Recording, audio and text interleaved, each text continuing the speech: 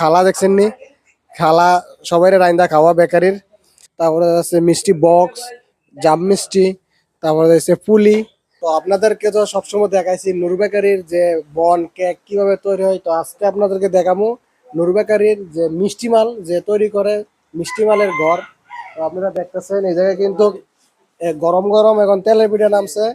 আর এদিকে সিঙ্গারা, এই যে সিঙ্গারাটি দেখতেছেন, এখানে সিঙ্গারা গুলো রেডি হয়ে গেছে। তো দেখতেছেন এটা হচ্ছে মিষ্টি মালের ঘর, এখানে মিষ্টি মাল তৈরি হয়।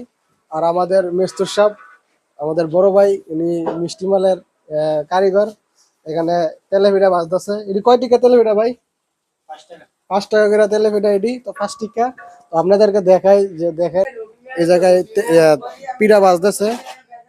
আর এই জায়গায় দেখতেছেন যে এখানে মালগুলা স্টক দেওয়া রাখছে। এই জায়গায় আছে খাজা, তারপরে আছে সিঙ্গারা, তারপরে আছে মোরালি, তারপরে আছে মিষ্টি বক্স, জাম মিষ্টি, তারপরে আছে পুলি। আর এই যে দেখতেছেন এই লাড্ডু সহকারে সবকিছু আছে। আর আমাদের মেস্তুর সাহেব এখানে তেলেপিঠা বাজতেছে।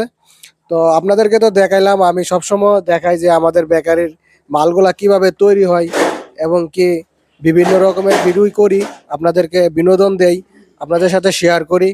তো অবশ্যই আপনারা আমার আইডির সাথে থাকবেন। আরও আমার আমার খালা দেখছেন নি? খালা সবাই রাইন্দা খাওয়া বেকারির। তো আপনারা সবসময় আমার আইডির সাথে থাকবেন, আমার আইডিকে ফলো দিয়ে আমার নতুন নতুন ভিডিওগুলো দেখার জন্য সাথে থাকবেন। তো সবাই ভালো থাকবেন। ভিডিওটা আজকে এতটুকুই। Thank you so much. Okay, good by.